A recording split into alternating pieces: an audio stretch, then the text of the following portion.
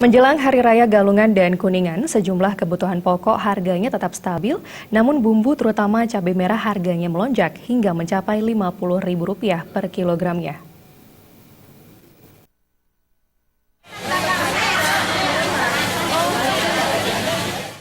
Berdasarkan pantauan di pasar tradisional Pasar Badung, beberapa kebutuhan bahan pokok tidak mengalami lonjakan harga seperti beras, harganya tetap Rp11.000 per kilogram.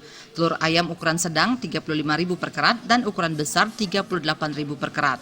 Sejumlah kebutuhan yang mengalami peningkatan per kilogramnya. Sementara bumbu seperti cabai mengalami juga lonjakan harga, kini menjadi Rp50.000 per kilogram yang sebelumnya Rp40.000 per kilogram. Seperti diungkapkan salah satu pedagang Bu Agung.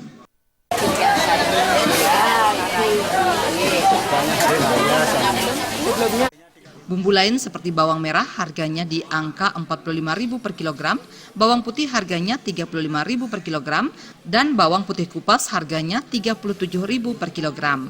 Pera Widya dan Gung Krisna.